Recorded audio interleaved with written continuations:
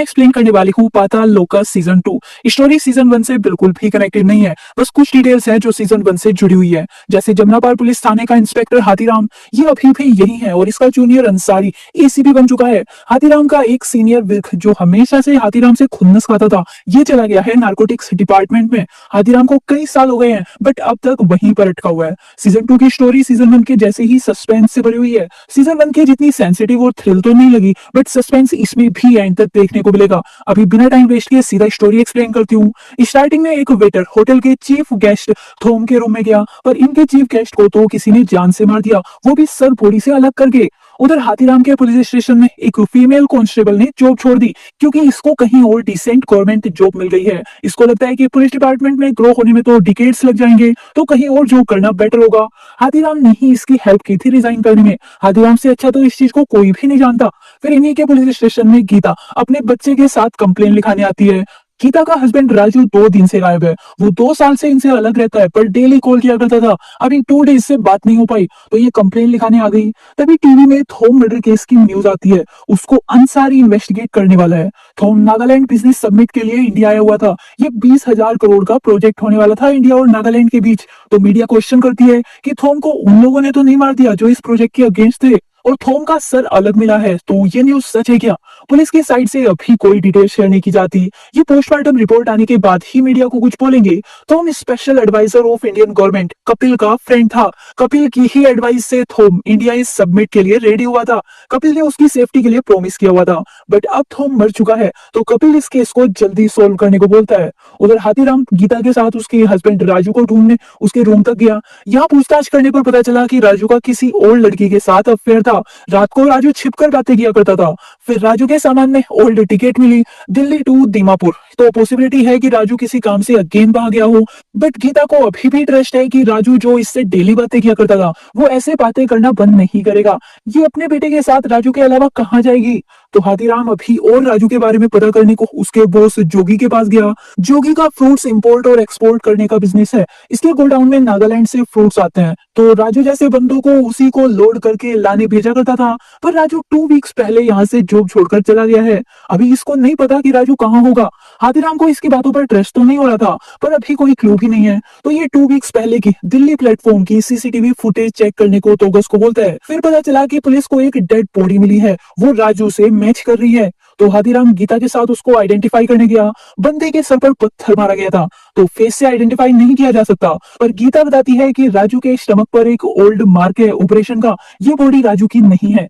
इधर थोम की postmortem report आ गई। उसके अकॉर्डिंग थोम को पहले चेस्ट पर चाकू से मारा गया है। थोम की डेथ तो तभी 2 से 3 मिनट में ही हो गई होगी। उसके बाद बॉडी से सर को अलग किया गया, वो भी इतने अच्छे तरीके से जिसको कोई प्रोफेशनल ही कर सकता है। डॉक्टर शर्मा ने बताने का ट्राई किया कि ऐसे हेड अलग करने वाले मर्डर्स नागालैंड में कोई मैसेज सेंड करने को किए जाते हैं। ऐसा इसने डॉक्यूमेंट्री में देखा था पर इसको चुप करा दिया गया क्योंकि डॉक्टर का काम बस बॉडी से रिलेटेड फैक्ट देना है। उधर हाथीराम नाइट में अपने घर आता है। इसका साला जीतू जो सीजन 1 में फ्रॉड वाले काम किया करता था आज पता नहीं किस काम में लग गया है। इसकी तो निकल पड़ी। जीतू ने गाड़ी ले ली है और अब अच्छी जॉब पर है। ये हाथीराम के लिए भी एक अच्छी फाइनेंस वाली जॉब का ऑफर लेकर आया। मंथ की 1.5 लाख सैलरी होगी बट हाथीराम इस जॉब के बारे में सुनना भी नहीं चाहता क्योंकि इसको पता है कि जीतू कितना बड़ा फ्रॉड है। फिर हाथीराम की वाइफ रेनू इसे बनाती है ताकि ये एक बार जॉब देख ले, अगर अच्छी नहीं लगी तो नो बोले। वैसे भी इंस्पेक्टर वाली जॉब में इनकी लाइफ के आगे के खर्चे नहीं चल पाएंगे। इन्हें अपने बेटे सिद्धार्थ की स्टडी का भी सोचना है। फिर हाथीराम जीतू के साथ नेक्स्ट डे ही जॉब के बारे में पता करने चला जाता है। वहां पता चला कि बंदे को अपनी ब्लैक मनी को गार्ड करने के लिए कोई चाहिए था जो पुलिस बैकग्राउंड का हो। हाथीराम सही था, जीतू अच्छी जॉब ला ही नहीं सकता। ये गुस्से में बाहर आ जाता है। इस बीच हाथीराम को बार बार किसी अननोन नंबर से कॉल आ रहा था। अभी वापस कॉल किया तो पता चला कि उस लेडी का एक्सीडेंट हो गया है, वो अभी हॉस्पिटल में है। इधर अंसारी अभी होटल में पूछताछ करने आ गया। फोरेंसिक टीम को तो होटल में कुछ भी नहीं मिला। फिर स्टाफ से पूछा तो पता चला कि थोम उस नाइट अकेला था, उसके साथ कोई बॉडीगार्ड नहीं था। गार्ड से वापस अपने रूम में जाने से पहले थोम किसी से कॉल पर फाइट करा था। फिर सीसीटीवी फुटेज चेक की, उसमें थोम के रूम के बाहर वाले कॉरिडोर का कैमरा ही बंद था। इसके लिए खुद थोम ने ही बोला हुआ था। थोम को प्राइवेसी चाहिए थी तो रूम में कौन कौन गया था वहां से कुछ पता नहीं चला। बट थोम की डेथ वाले टाइम एक लड़की सीढ़ियों से नीचे आ रही थी। ये बहुत डरी हुई थी तो अंसारी इसके बारे में पता करने को सभी इन्फॉर्मर्स को लगा देता है और सभी पुलिस स्टेशन में भी इसकी फोटो भेज दी। थोम के केस में अभी वही प्राइम सस्पेक्ट है। अभी हाथीराम हॉस्पिटल उस लेडी को देखने आया, वो गीता ही थी। गीता का एक बस एक्सीडेंट हो गया है, अभी ऑपरेशन चल रहा है और बाहर उसका छोटा सा बच्चा डरा हुआ बैठा है। यहीं पर दो आदमी हाथीराम पर नजर रख रहे हैं। पॉसिबिलिटी है कि गीता कुछ बताना चाहती थी और उसका एक्सीडेंट नहीं मर्डर हुआ हो। फिर नागालैंड और इंडिया के मिनिस्टर्स के बीच मीटिंग हुई। वे लोग थोम के मर्डर से बहुत गुस्सा है। इन्हें इंडियन सिक्योरिटी पर और इस इन्वेस्टिगेशन पर अब कोई ट्रस्ट नहीं है। इनके अकॉर्डिंग अभी इंडियन गवर्नमेंट उस मर्डर को कवर करने को इन्वेस्टिगेशन की बस फॉर्मेलिटी कर रही है, जबकि अंसारी को लगता है कि थोम को मारने वाला नागालैंड से भी हो सकता है, जो या तो इस सबमिट को नहीं होने देना चाहता हो या फिर थोम का दुश्मन हो। तो अंसारी को मीटिंग के सभी लोगों की डिटेल चाहिए कि ये उस मर्डर वाली नाइट कहाँ थे, पर नागालैंड से कोई भी कोऑपरेट करने को रेडी नहीं था। फिर थोम के ही फैमिली मेंबर केन ने सभी को कोऑपरेट करने को मनाया। कपिल और केन भी क्लोज है, ये खाली थोम का फ्रेंड नहीं था। अब तक थोम का बॉडीगार्ड डैनियल आ चुका है। ये बंदा अभी तक चर्च में कन्फेस कर रहा था क्योंकि इसने अपनी ड्यूटी अच्छे से नहीं की और थोम का मर्डर हो गया। डैनियल पुलिस को नहीं बता रहा था कि ये उस नाइट अपनी ड्यूटी पर क्यों नहीं था। तभी एक लेडी ने आकर सच बताया कि डैनियल इसके साथ था। डैनियल इसे बचाने को सच नहीं बता रहा। ये लड़की केन की मेड है। अभी अंसारी को एक इन्फॉर्मर से उस सस्पेक्ट रोज के बारे में पता चल गया। वो ध्रुव के होटल में काम करती थी। ध्रुव के स्टाफ से रोज के घर का पता चल गया। रोज ड्रग एडिक्ट थी। उसके फ्लैट की ओनर भी उससे बहुत परेशान थी। इन आंटी से रोज के बीएफ के बारे में पता चला। वो रेड गाड़ी में आता था। अंसारी ने रेड गाड़ी उसी बार के बाहर देखी थी। वो गाड़ी ध्रुव की है। अभी तक ध्रुव भाग चुका है। अंसारी अभी पुलिस फोर्स को ध्रुव को ढूंढने में लगा देता है। उधर हाथीराम को पता चला कि गीता की डेथ हो चुकी है। डॉक्टर्स उसे नहीं बचा पाए। फिर बच्चा उन दो आदमियों को देखकर डरने लगता है। तब हाथीराम की नजर उन लोगों पर पड़ी। वे हाथीराम से डरकर अब भागने लगते हैं। हाथीराम ने उन्हें पकड़ने का ट्राई किया बट फेल। अभी तक टोकस ने रेलवे स्टेशन की फुटेज में राजू को ढूंढ लिया था। इसमें राजू के पीछे रोज भी थी। रोज जिसको हेड डिपार्टमेंट की पुलिस भी ढूंढ रही है। हाथीराम इस इन्फो को हेड डिपार्टमेंट में अंसारी को दे देता है, इस होप में कि हाथीराम को भी थोम केस में इन्वॉल्व कर लिया जाएगा। अंसारी ने अपनी साइड से डीसीपी को मनाने की पूरी कोशिश की। हाथीराम को ग्राउंड लेवल पर इन्वेस्टिगेट करने की नॉलेज है। अंसारी की ट्रेनिंग उसी के अंडर हुई है, बट डीसीपी एक इंस्पेक्टर को इतने बिग हाई प्रोफाइल केस में इन्वॉल्व करने से मना कर देता है। हाथीराम का ये चांस भी गया। हाथीराम सैड होकर वापस चला गया। अब तक रोज का फोन ऑन हो गया है। फोन किसी बच्चे ने रेलवे स्टेशन से उठाया था, तो अंसारी उसकी डिटेल्स निकलवाने को बोलता है। अब तक जोगी अपनी दुकान बंद करके भाग गया है। इस पर हाथीराम को पहले से शक था, अब और ज्यादा सर पड़ जाता है। रात को हाथीराम जोगी की दुकान में घुस गया ताकि वहां कुछ सस्पिशियस ढूंढ पाए। बहुत ढूंढने के बाद हाथीराम को टूर एंड ट्रेवल्स बिल्स में कुछ मिला। इसमें 1.5 लाख की टिकट बुक की गई है, जो कि बहुत ज्यादा है। तो हाथीराम सीधा उस ट्रेवल एजेंसी के पास गया। पपी बताई कि जोगी डेली अपने 7-8 आदमियों को नागालैंड भेजता है। उसके काम में कभी कुछ गलत नहीं लगा, सारे पेपर्स भी सही होते थे। अभी यहाँ से हाथीराम को पता चला कि आज भी जोगी का माल दीमापुर से दिल्ली आने वाला है। तो हाथीराम जल्दी उन लोगों को चेक करने रेलवे स्टेशन पर गया। थोड़ा ढूंढने पर हाथीराम को जोगी के आदमी बैग के साथ मिल गए। इनमें वही 2 आदमी थे जो गीता के एक्सीडेंट के बाद हॉस्पिटल में हाथीराम पर नजर रख रहे थे। तो हाथीराम जल्दी उन लोगों को पकड़ने को पीछे भागने लगता है, बट भीड़ बहुत ज्यादा थी तो वो लोग गाड़ी लेकर निकल गए। ये लोग जोगी के गोडाउन पर आते हैं। ये बंदा फ्रूट्स की आड़ में ड्रग सप्लाई करने का काम करता है। जोगी को लगा कि आज भी इसके आदमियों ने हाथीराम को चकमा दे दिया होगा, पर ये फिर भी जल्दी यहाँ से सारा सामान लोड कराने लगता है ताकि सामान को यहाँ से कहीं और शिफ्ट कर पाए। आज हाथीराम उन लोगों के पीछे इस गोडाउन तक आ चुका है। ये छिपके से अंदर क्या हो रहा है सब देख लेता है और अंसारी को कॉल करके जल्दी यहाँ फोर्स के साथ आने को बोलता है, क्योंकि जोगी यहाँ से माल के साथ भागने वाला है। हाथीराम यही छिपकर सब देख रहा था। अब इससे पहले कि जोगी भागता, अंसारी ने विर्क के साथ आकर यहाँ रेड कर दी। विर्क नार्कोटिक्स डिपार्टमेंट में है, तो उसको तो ड्रग केस के बारे में इन्फो देनी ही थी। विर्क और हाथीराम के बीच सीजन 1 से ही प्रॉब्लम है। अभी ड्रग पकड़ने का पूरा क्रेडिट विर्क और अंसारी को चला गया। हाथीराम साइड में बैठा सब देख रहा था। अंसारी को हाथीराम की सिचुएशन के लिए बुरा लगने लगता है। ये आज अगेन डीसीपी से हाथीराम के बारे में बात करने गया और आज हाथीराम को इस इन्फो के बाद थोम केस में इन्वॉल्व कर लिया गया। अभी हाथीराम अंसारी के साथ इस केस को सोल्व करेगा, बट इससे विर्क जेलस हो जाता है। ये हाथीराम को ग्रो होते नहीं देख सकता। अभी तक विर्क ने जोगी से इंटेरोगेशन कर ली थी। विर्क को पता चल गया था कि जोगी को नागालैंड में मैक्स रीजू माल सप्लाई करता था और जोगी यहाँ दिल्ली में ध्रुव के लिए काम करता है, वही बार का ओनर और रोज का पीए। वीर कभी ध्रुव को पकड़ने चला जाता है। फिर हाथीराम अपने राजू वाले मिसिंग केस के बारे में पूछने को अकेन जोगी को इंटेरोगेट करता है। जोगी बताया कि इसने 2 वीक्स पहले राजू को काम से निकाल दिया था क्योंकि राजू को सिक्योरिटी वालों ने 50,000 रुपयों के साथ पकड़ लिया था। राजू ने बताया था कि वो हमेशा रोज के लिए नागालैंड से 50,000 लाता है, इसलिए ध्रुव ने राजू को बहुत मारा और काम से निकाल दिया। फिर गीता के मर्डर के बारे में पूछा कि उसको क्यों मरवाया, तो जोगी बोलता है कि उसके आदमी बस गीता को चुप रहने को बोल रहे थे ताकि वो पुलिस के पास ना जाए। गीता गाड़ी के एक्सीडेंट की वजह से मरी है, इन्होंने उसको नहीं मरवाया। अभी हाथीराम ध्रुव को वीर से पहले पकड़ना चाहता है, वरना वीर के लोगों को ध्रुव से इंटेरोगेशन नहीं करने देगा। तभी ध्रुव अंसारी से खुद मिलने आ गया। ध्रुव ने अपनी एंटीसिपेटरी बेल रेडी करा ली थी। ध्रुव बोलता है कि इसका रोज के साथ कोई अफेयर नहीं है, वो बस इसके बारे में काम करने वाली लड़की थी और चोरी करके राजू के साथ भाग गई है। इसको इससे ज्यादा कुछ नहीं पता, इसकी तो जल्दी शादी होने वाली है। जोगी भी इस झूठे ड्रग केस में इसे फंसा रहा है। जोगी इसके लिए काम नहीं करता। अभी हाथीराम और अंसारी ध्रुव को नहीं पकड़ सकते थे, इनके पास कोई सबूत नहीं था, तो उसे जाने दिया। फिर न्यूज आती है कि नागालैंड के 3 टेररिस्ट लोगों ने कन्फेस किया है कि इन्हीं लोगों ने थोम को मारा था। वे नागालैंड बिजनेस समिट के अगेंस्ट हैं। वे नहीं चाहते थे कि आउटसाइडर लोग नागालैंड को एक्सप्लॉइट करें। इस कन्फेशन पर केन को तो ट्रस्ट हो जाता है, तो केन इस केस को दबाने की बात करने लगता है। बट फिर अंसारी बोलता है कि रुब्रेन थोम का बेटा भी इस नागालैंड बिजनेस समिट के अगेंस्ट है और हो सकता है कि उन 3 मास्क वाले टेररिस्ट में रोज भी हो। अभी रोज यहाँ से भाग चुकी है, तो पॉसिबिलिटी है कि वो नागालैंड में ही छिपी होगी। कपिल रॉबर्न की साइड लेता है। रॉबर्न और थोम के बीच कुछ फैमिली इशू होंगे। रॉबर्न अपने फादर को नहीं बुलवा सकता। उधर हाथीराम पुलिस स्टेशन आया तो बच्चा इसी के कैबिन में बैठा हुआ था। इसकी फैमिली से कोई भी इसकी रेस्पॉन्सिबिलिटी लेने के लिए रेडी नहीं था और न ही हाथीराम को कोई अनाथ आश्रम बच्चे को रखने के लिए मिला, तो ये बच्चे को अपने घर ले जाता है।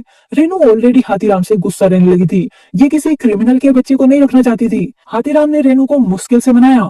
तभी इन्हें पता चला कि रोज को नागालैंड रेलवे स्टेशन पर देखा गया है। वो पीसीओ से किसी को कॉल कर रही थी। अब अंसारी और हाथीराम को नागालैंड जाकर इन्वेस्टिगेट करने का मौका मिल गया।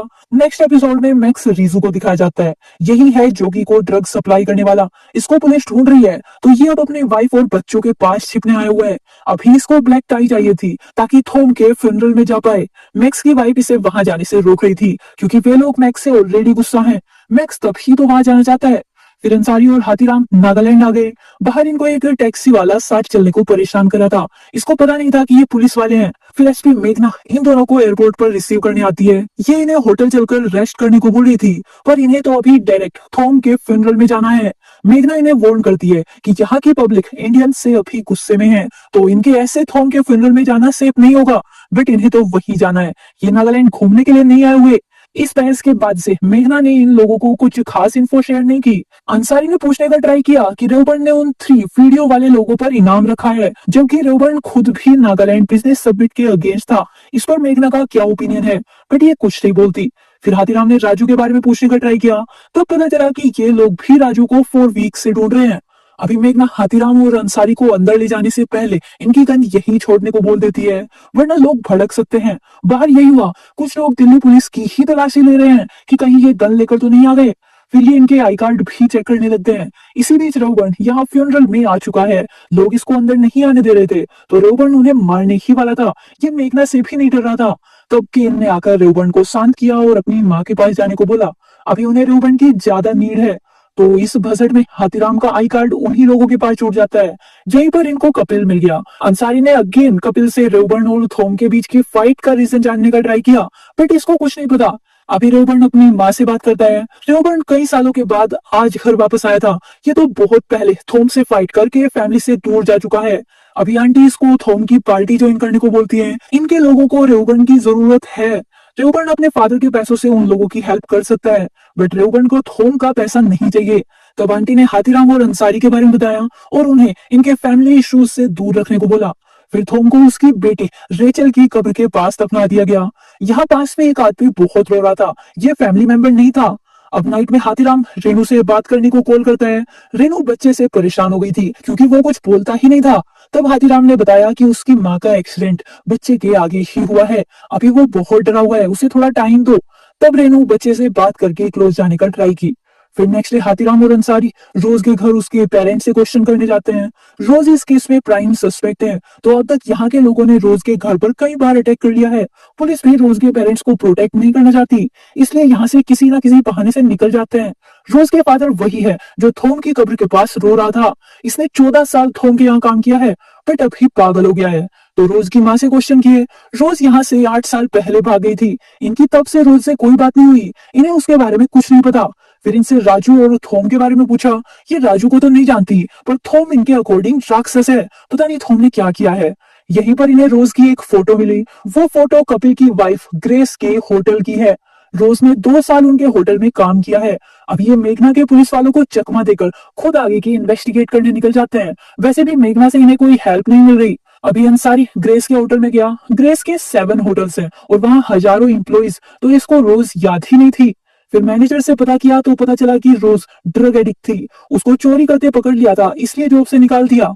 अंसारी को अभी भी ग्रेस की बातों पर ट्रस्ट नहीं हो रहा था। रोज की फोटो सभी न्यूज चैनल्स पर है, तो ग्रेस को कैसे अभी तक किसी ने इतनी बड़ी बात नहीं बताई होगी। उधर हाथीराम राजू के बारे में रेलवे स्टेशन पर पूछते पूछते एक स्लम एरिया में चला गया, जहां लोग इलीगली रह रहे थे, पर इसको राजू नहीं मिलता। उल्टा पुलिस ने तभी यहाँ रेड कर दी और हाथीराम को भी उन लोगों के साथ अरेस्ट कर लिया। हाथीराम के पास ना तो अभी अपनी गन थी और ना ही आईडी कार्ड, तो ये कुछ प्रूव नहीं कर पाया।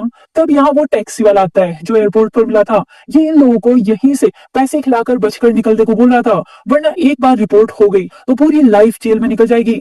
फिर इसने हाथीराम को पहचान लिया और इससे पैसे लेकर यहाँ से निकलवा दिया। हाथीराम को एसपी मेघना एयरपोर्ट पर लेने आई थी, तो इसने तभी हाथीराम के बारे में सब पता कर लिया था। ये बंदा भी नागालैंड में ड्रग केस में ही फंसा हुआ है और कोर्ट के चक्कर लगा रहा है। तो हाथीराम इससे राजू के बारे में पूछता है, क्योंकि राजू भी मैक्स के पास से ड्रग्स दिल्ली ले जाया करता था। ये बोलता है कि नागालैंड में सभी मैक्स से ही माल उठाते हैं, पर मैक्स रियल में थोम के लिए काम करता है। म्यांमार से नागालैंड जितना भी माल आता है वो सारा थोम का ही है। यहाँ के पहाड़ी रास्तों पर रोड एक्सीडेंट होते रहते हैं, तो शायद राजू उसी में मारा गया हो। 1 मंथ पहले थोम का करोड़ों का माल रेड में पकड़ा गया था। थोम को शक था कि ये काम मैक्स ने कराया है। उसी रेड में कुछ इंडियंस भी पकड़े गए थे। उधर पुलिस ने उस पीसीओ की डिटेल निकाल ली, जहां रोज ने रेलवे स्टेशन से कॉल किया था। रोज ने वो कॉल एस्टर को किया था। एस्टर रोज की डॉक्टर है। इन्होंने 8 इयर्स पहले उसकी ड्रग्स छोड़ने में हेल्प की थी। तब रोज थोम की मिस्ट्रेस थी। अभी रोज इनसे छिपने के लिए जगह मांग रही थी, पर एस्टर ने अब तक रोज की न्यूज देख ली थी, तो उसको मना कर दिया। मेघना एस्टर पर ट्रस्ट ना करने को बोलती है, पर अब तो ये खुद मेघना पर ही ट्रस्ट नहीं करते। आगे से मेघना के पुलिस वालों को दूर रहने को बोल देते हैं। फिर हाथीराम इनसे 2 मंथ्स पहले रेड में पकड़े गए आदमियों से बात करने की परमिशन मांगता है। इनको परमिशन मिल गई। फिर उन लोगों से राजू के बारे में पूछने पर पता चला कि इन्होंने राजू को काफी टाइम से नहीं देखा। राजू का एक रिलेटिव यही सब्जी मार्केट में रहता है और राजू से मिलने एक बार एक लंगड़ी लड़की भी आई थी। ये उसका फेस नहीं देख पाया था। रोज तो ठीक चलती है, तो वो लड़की कोई और ही थी। अब तक पुलिस ने रोज के फोन के लास्ट 2 मैसेजेस ट्रांसलेट कर लिए थे। उनमें रोज थोम को मंडे नाइट तक कुछ सामान रेडी करने को बोल रही थी और सॉरी भी बोल रही थी कि इसने थोम से सच इतने लंबे टाइम तक छिपाए रखा। पुलिस ने थोम के कॉल रिकॉर्ड्स भी निकाल लिए। उस नाइट थोम को लास्ट कॉल मैक्स की आई थी। मैक्स जो थोम के लिए ड्रग्स का काम करता है। फिर मेघना ने इन्हें मैक्स की बॉडी के पास बुलाया। किसी ने मैक्स को मार दिया है। उधर रेवबर्न अपनी मां के बोलने पर अब तक दिल्ली पुलिस की सभी मूवमेंट्स पर नजर रख रहा था। असेल्ला इसे कपिल से भी हेल्प लेने को बोल रही है, जबकि रेवबर्न थोम और कपिल दोनों को हेट करता है। फिर रेवबर्न को उन 3 रिबेल्स की लोकेशन का पता चल गया जिन्होंने थोम के मर्डर को कन्फेस किया था। ये उन्हें मारने जाने लगता है, बट पहले ही एक सीरियल किलर ने उन लोगों को मार दिया। उनमें रोज नहीं थी। रोज तो अभी ड्रग खरीदने के लिए कुछ भी करने को रेडी है। इसने बॉय को अपना फेस भी दिखा दिया था। फिर अंसारी और हाथीराम उन तीनों को इन्वेस्टिगेट करने आए। मेघना की साइड से अभी भी कोई हेल्प नहीं मिल रही थी। फिर एक क्लू मिला। तीनों के हैंड पर 15 दिसंबर 1995 डेट का टैटू बना हुआ था। तो अंसारी गूगल पर उस डेट के बारे में चेक करता है। इस डे लांगचुंगा में मासेकर हुआ था। बहुत सारे सिविलियंस मारे गए थे। जिंदा बच्चे थे तो बस छोटे बच्चे। मासेकर से रिलेटेड बहुत सारी स्टोरीज है। रियलिटी किसी को नहीं पता। वो 3 रिबेल्स उसी मासेकर से बचे हुए बच्चे थे। उन्होंने रेवबर्न की यूथ काउंसिल को ज्वाइन किया, बट फिर किसी और रिबेल पार्टी को ज्वाइन कर लिया था। जब इन्हें अपनी गलती फील हुई तो कपिल के आगे सरेंडर कर दिया था। ये तीनों नॉर्मल लाइफ जीने वाले थे, बिजनेस स्टार्ट करने वाले थे, तो ये लोग थोम को तब कैसे मार सकते थे। अभी शक की सुई अगेन कपिल की साइड चली गई। उधर हाथीराम राजू के बारे में पूछने उस सब्जी मार्केट वाले रिलेटिव के पास जाता है। धमकाने पर इससे सच निकलवाया। राजू ने इसको पैसे दिए थे ताकि ये एजेंट को ढूंढे जो दो लोगों को बॉर्डर पार कराए। उसके बाद राजू नहीं आया। राजू जब भी यहाँ आता था वो एक होटल में जाया करता था। ये होटल ग्रेस का ही था। अभी हाथीराम बिना अपॉइंटमेंट लिए ग्रेस से क्वेश्चन करने फोर्सफुली अंदर चला जाता है। ग्रेस ने राजू को भी पहचानने से मना कर दिया, पर हाथीराम की हेल्प करने को इसे सीसीटीवी चेक करने की परमिशन दे दी। यहीं पर घोष राजू का नेम सुनते ही डर गया था, तो हाथीराम इस पर शक करने लगता है और इसके बाहर आते ही इसे झूठे केस में फंसाने की धमकी देकर सच पूछता है। घोष से पता चला कि राजू को ग्रेस हर महीने 1 लाख रुपए देती थी। ग्रेस और कपिल कुछ तो छिपा रहे हैं। अब वो टैक्सी वाला बिट्टू हमेशा हाथीराम और अंसारी के साथ रहने लगा था। ये बिट्टू की गाड़ी में ही बाहर जाया करते थे ताकि अंसारी इसकी ड्रग केस से निकलने में हेल्प कर दे। अब ये बाहर डिनर करने आए। यहाँ वो डॉक्टर एस्थर भी थी। ये तभी यहाँ से चली गई। एस्थर को यूरिक एसिड की प्रॉब्लम है। अगर यहाँ और ड्रिंक करती तो फिर नेक्स्ट डे ठीक से चल नहीं पाती। फिर हाथीराम को अंसारी के फोन से उसके पार्टनर का पता चल गया। अंसारी गे है। ये एक बॉय के साथ रिलेशन में है। हाथीराम को ये थर्ड जेंडर वाला कॉन्सेप्ट वियर्ड ही लगता है, बट ये अंसारी के बहुत क्लोज है और उसे इस सब में सपोर्ट करता है। फिर अपनी फैमिली प्रॉब्लम के बारे में बताता है कि कल इसके बेटे का 18th बर्थडे है। रेनू इसे घर आने के लिए कई दिनों से फाइट कर रही है, पर टिकट बहुत महंगी है। हाथीराम नहीं जा सकता। तो नेक्स्ट डे अंसारी हाथीराम को टिकट दिला देता है ताकि ये अपने बेटे के पास जा पाए। हाथीराम हैप्पी हो जाता है और वापस दिल्ली आ गया।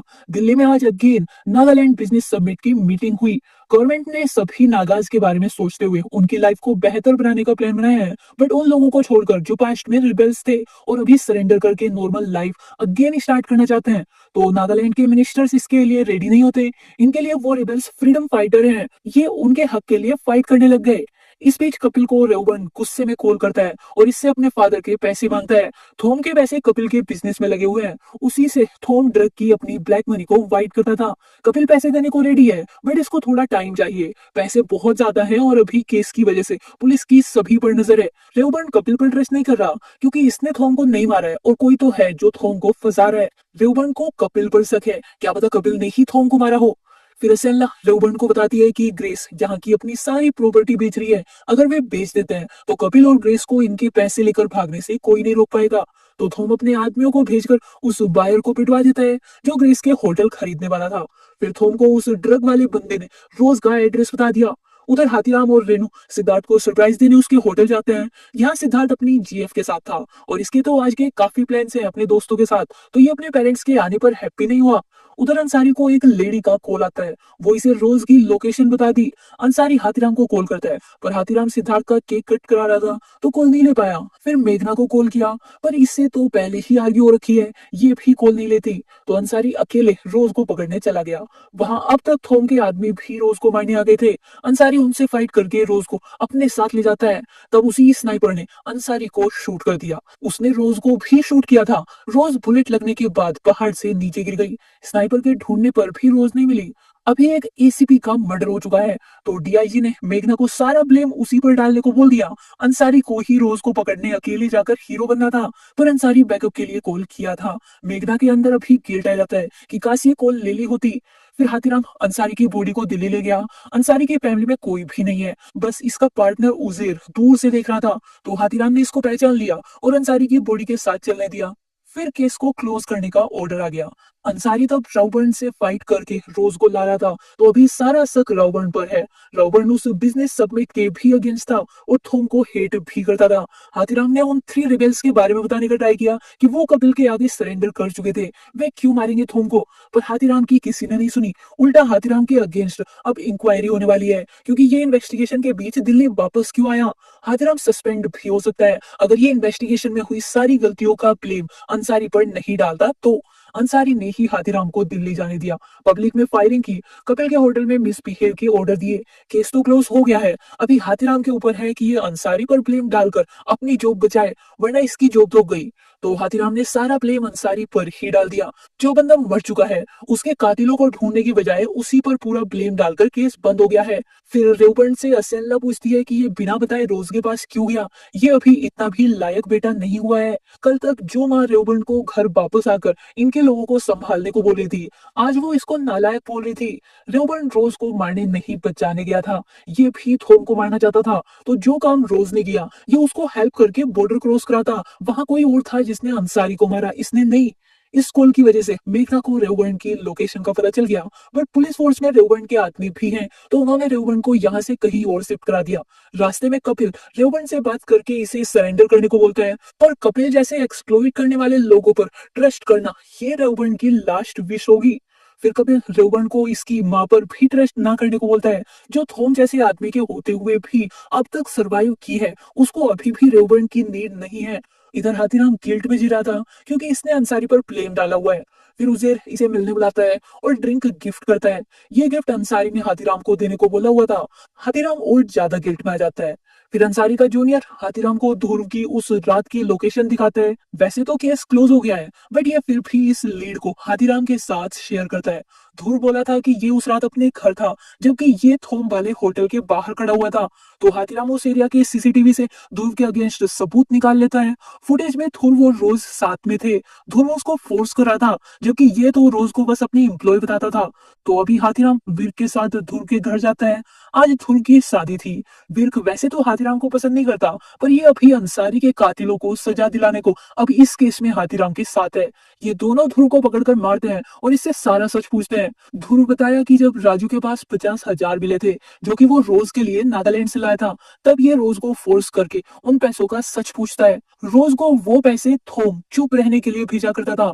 रोज और थोम के बीच नागालैंड में रिलेशन था और रोज थोम के बच्चे की माँ है, तो रिलेशन का सच छिपाने को थोम 8 सालों से हर महीने पैसे देता था।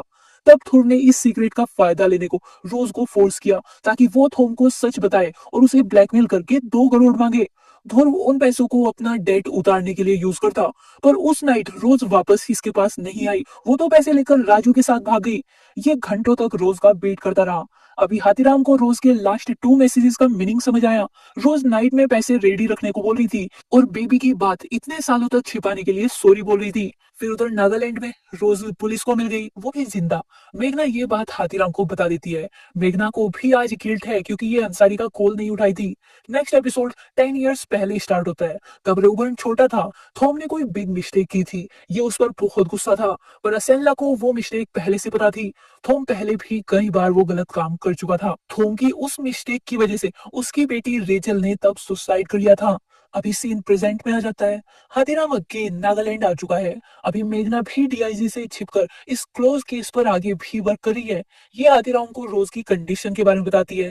रोज का ऑपरेशन तो सक्सेसफुल हो गया है, बट इंटरनल ब्लीडिंग नहीं रुक रही। रोज के बचने के चांस 50-50 ही है। और अंसारी को टिप वाला कॉल एक पीसीओ से आया था। किसी ने कॉल करने वाले को नहीं देखा।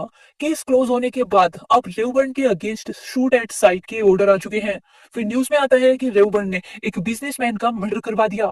हाथीराम उस आदमी को पहचान लेता है और उसके घर जाकर पूरी बात पूछता है, पर रेवबर्न के पुलिस वाले उसके भाई को अभी अभी डरा कर गए थे। फिर भी हाथीराम उसको सच बताने को कन्विंस कर लेता है। बिजोरिया ने बताया कि ग्रेस अपने सभी 7 होटल्स को कम रेट में बेचना चाहती है, ताकि हमेशा के लिए यूएस शिफ्ट हो सके। ये लोग उसको खरीदने वाले थे, पर रेवबर्न के आदमियों ने घर आकर मारपीट की, तो इन्होंने खरीदने से मना कर दिया था। बट फिर भी रेवबर्न ने इसके भाई को मरवा दिया। हाथीराम समझ गया कि ये मर्डर कोई और कराया है रेवबर्न को फंसाने को। इसलिए ये रेवबर्न के पुलिस वालों को रिक्वेस्ट करता है कि रेवबर्न के अगेंस्ट शूट एट साइट के ऑर्डर आए हैं। बस हाथीराम जानता है कि उसने बिजोरिया को नहीं मारा। ये एक बार रेवबर्न से मिलना चाहता है। तभी ऑनलाइन रोज की हॉस्पिटल वाली लोकेशन वायरल हो गई। ये न्यूज उस हिटमैन ने लीक की थी। अभी थोम की पार्टी के हजारों लोगों की भीड़ उसी हॉस्पिटल के बाहर इकट्ठा हो गई। ये सभी रोज को मारने आए थे।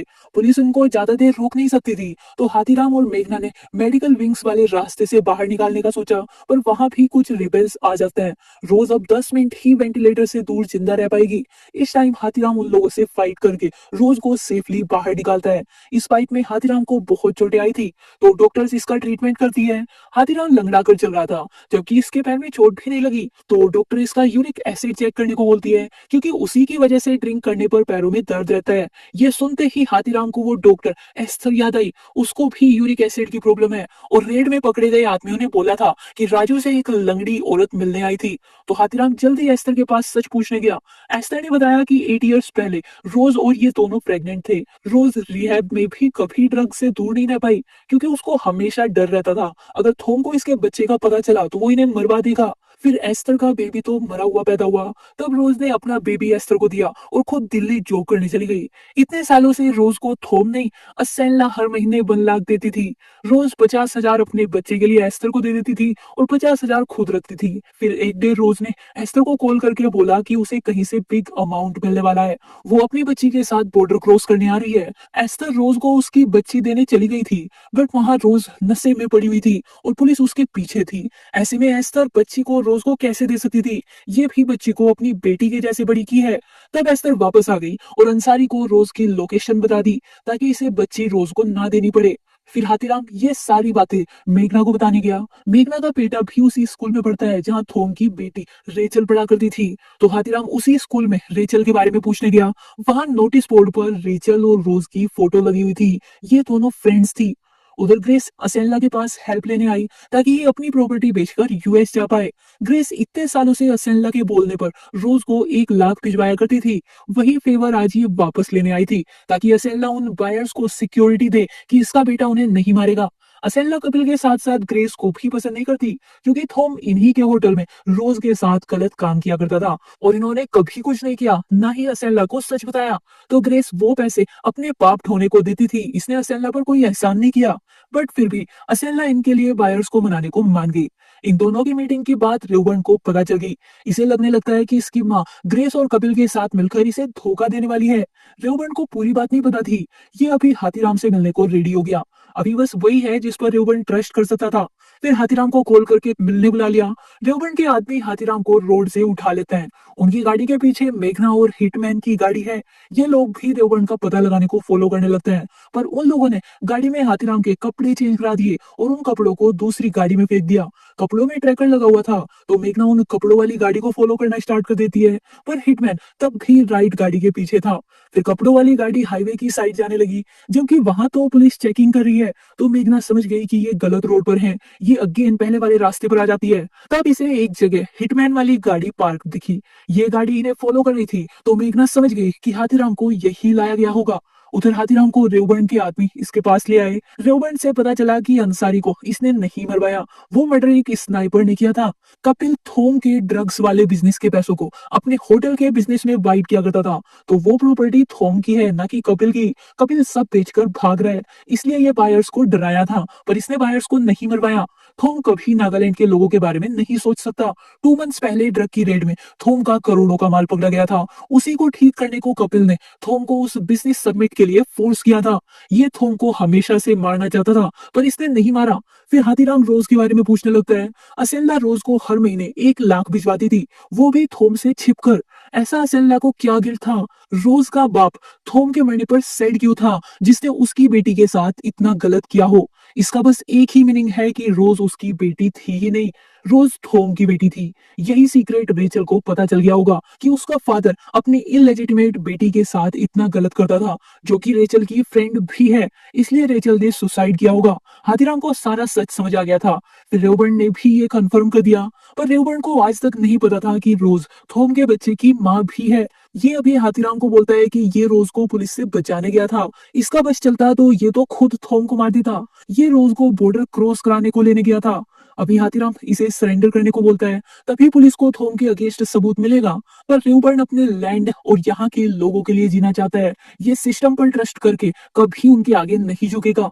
तभी उस स्नाइपर ने रेवबर्न को जान से मार दिया। अब रेवबर्न के आदमियों को लगता है कि उसे हाथीराम ने मारा है, तो ये सभी हाथीराम के पीछे पड़ जाते हैं। अब तक हाथीराम को बचाने यहाँ मेघना भी आ गई थी। ये अपनी टीम के साथ रेवबर्न के सभी आदमियों को मार देती है। रेवबर्न की डेथ के बाद ये केस अब हमेशा के लिए बंद हो जाता है। तब मेघना डीआईजी को बताती है कि इन्होंने तो रेवबर्न को मारा ही नहीं है, वहां कोई स्नाइपर था।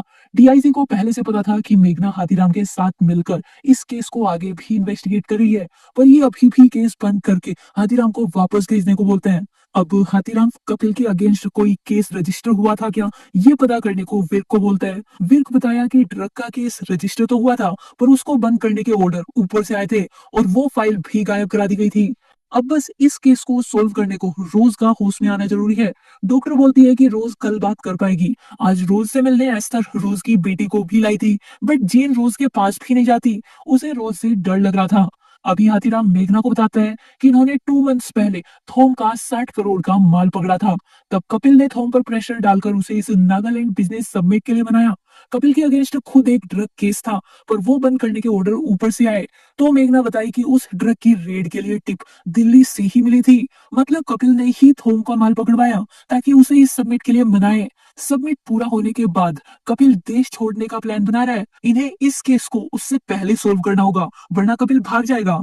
तब मेघना ने बताया कि वो shooter Kohima tours and travels की कंपनी की गाड़ी में आया था।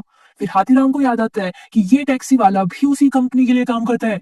बिट्टू हाथीराम और अंसारी के साथ हमेशा रहता था। उस शूटर को अंसारी की इन्फो यहीं से लीक हुई होगी और हाथीराम रेवबन से मिलने जा रहा है, ये भी इसी ने बताया होगा। अब हाथीराम ने बिट्टू से सच पूछने को इसे बहुत मारा। बिट्टू ये इन्फो डैनियल को दिया था। डैनियल ने इसको प्रॉमिस किया हुआ था कि वो इसके केस में हेल्प करेगा। तब बिट्टू नागालैंड से वापस अपने घर जा पाएगा। बिट्टू को नहीं पता था कि डैनियल अंसारी को जान से मरवा देगा। बिट्टू ने ये काम पैसों के लिए भी नहीं किया था, इसे तो बस घर जाना था। डैनियल थोम का वही बॉडीगार्ड है जो उस नाइट कीन की नर्स के रूम में था। अभी हाथीराम विर्क को उस नर्स से उस रात का सच निकलवाने भेजता है। नर्स बताई कि डेनियल इसी के साथ था। रात को उसे एक कॉल आई और डेनियल चला गया। डेनियल लांगचुमा से है। वहां के लोग अपने बॉस को कभी नहीं मार सकते, वे अपने बॉस के लिए जान भी दे सकते हैं। लांगचुमा वही जगह है जहां 15 दिसंबर 1995 में मैसेकर हुआ था। मतलब डेनियल भी उन्हीं टैटू वाले 3 रिबेल्स से मिला हुआ है। अभी हाथीराम डेनियल का पास्ट जानने को उस ऑर्फनेज के रिकॉर्ड्स को चेक करता है जहां लांगचुमा के मैसेकर में सर्वाइव बच्चों को रखा गया था। उस रिकॉर्ड के अकॉर्डिंग डेनियल को कीन ने अडॉप्ट किया था। कीन है डेनियल का फादर। थॉम को कीन और डेनियल ने मिलकर मारा है। अभी तक मेघना कोहिमा टूर्स एंड ट्रेवल्स के ओनर के एड्रेस पर चेक करने चली गई थी। ये एड्रेस उस हिटमैन का ही था। ये मेघना को पकड़ लेता है और इससे हाथीराम को यही बुलवाता है। फिर मेघना को मारकर हाथीराम के आने का वेट करने लगता है। लास्ट एपिसोड कीन फ्लैशबैक में स्टार्ट होता है। उस टाइम रोज नशे में रोड साइड बैठी हुई थी। तब इसका फायदा उठाने 2 बॉयज गाड़ी रोक दिए। उनसे रोज को राजू ने बचाया था। बस उस डे के बाद से राजू रोज के लिए काम करता था। अब प्रेजेंट में हाथीराम मेघना वाली लोकेशन पर आ चुका है। हिटमैन इसको मारने को रेडी बैठा हुआ था। तब इन दोनों के बीच फाइट हुई और हाथीराम ने हार्डली हिटमैन को मारकर अंसारी की मौत का बदला लिया। अब तक नागालैंड बिजनेस सबमिट सक्सेसफुल हो चुका है। उसके अकॉर्डिंग 20,000 करोड़ रुपए नेक्स्ट 5 इयर्स में नागालैंड को बेटर करने के लिए यूज किए जाएंगे। सभी नागाज इस सबमिट से बहुत खुश थे। फाइनली इनके लिए गवर्नमेंट कुछ करने वाली थी। अब हाथीराम केन से मिलने गया और उसको बताया कि उस रात थोम को लास्ट कॉल मैक्स की आई थी। मैक्स ने थोम को बता दिया होगा कि उसका 60 करोड़ का माल कपिल ने पकड़वाया है, उसमें मैक्स की गलती नहीं थी। ये सुनते ही थोम समझ गया होगा कि कपिल इस सबमिट के लिए उसे प्रेशराइज करने को माल पकड़वाया। तब थोम सीधा केन के पास गया होगा और उसे इस सबमिट के प्रपोजल को करने से मना कर दिया होगा। इसलिए केन ने थोम को मरवाया। अब आगे का सच केन बताता है। इसने थॉम को मरवाया नहीं था, खुद अपने हाथों से मारा था। उसके बाद डैनियल को बुलाकर थॉम की बॉडी को बाथरूम में डलवाया। इनके लैंड और पीपल्स के लिए ये सबमिट होना बहुत जरूरी था। फाइनली नागालैंड के लोगों को कुछ होप दिखी है। ये सब केन ने उनके लिए किया, अपने लिए नहीं। इसको सजा से डर नहीं लगता। केन को किडनी कैंसर है, इसके पास हार्डली 2-3 मंथ्स है। ये अपने लिए कुछ नहीं किया। पर हाथीराम बोलता है कि रोज, अंसारी, मेघना और रेवबर्न इन सभी को इस सबमिट के लिए मरवा दिया। ये बात बाहर तो आनी चाहिए। आगे पब्लिक डिसाइड करे कि उन्हें तब भी ये सबमिट चाहिए या नहीं, वे लोग केन को माफ करते हैं या नहीं। पर अगर ये सच बाहर आ गया तो थोम के सपोर्टर्स कभी सबमिट को सपोर्ट नहीं करेंगे। अभी तक जितनी जाने गई है सभी का कोई मतलब नहीं रह जाएगा।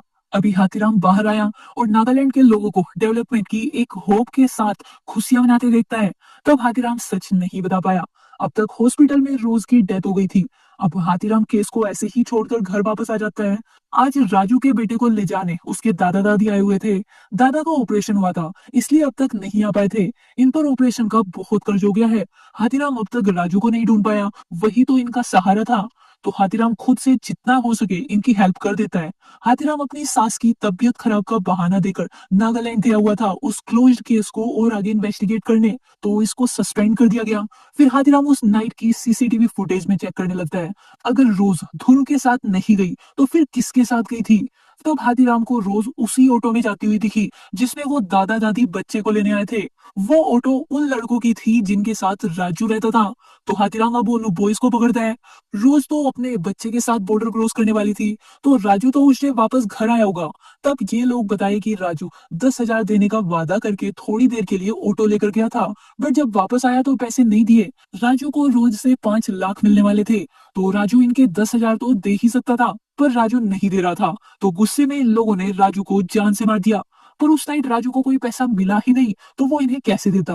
अभी इन लोगों को जेल हो गई। फिर हाथीराम विर्क से मिलकर आगे की स्टोरी बताया। विर्क बोलता है कि उस नाइट रोज थोम से पैसे लेने गई थी, बट थोम को डेड देखकर भाग गई। तो वो पैसे कहाँ गए? रूम में पुलिस को तो पैसे नहीं मिले। फिर विर्क एक फटे हुए नोट से आइसक्रीम खरीदता है। तब हाथीराम को याद आया कि उस नाइट थोम ने वेटर को फटा हुआ नोट दिया था। पैसे उस फटे हुए नोट के नंबर से मिलेंगे। अब हाथीराम अंसारी के जूनियर की हेल्प से थोम के सामान से वो फटा हुआ नोट रिप्लेस कर देता है। फिर जीतू के साथ उसी फाइनेंस वाले के पास गया जो हवाला के पैसों को गार्ड करने की जॉब हाथीराम को ऑफर किया था। हाथीराम इसको धमकाकर थोम के उस फटे हुए नोट के बारे में पता लगाता है कि उस नोट को किसने इशू किया था। फिर वहां जाकर पैसे निकलवाया। पैसे 2 करोड़ थे। धुर ने थोम को 2 करोड़ के लिए ही ब्लैकमेल कराया था। हाथीराम इनमें से बस 5 लाख लेता है, क्योंकि रोज राजू को उसकी हेल्प के बदले बस 5 लाख देने वाली थी। फिर उन 5 लाख को बच्चे के दादा दादी को दे देता है। अब केस सोल्व हुआ और यहीं पर वेब सीरीज का एंड हो गया।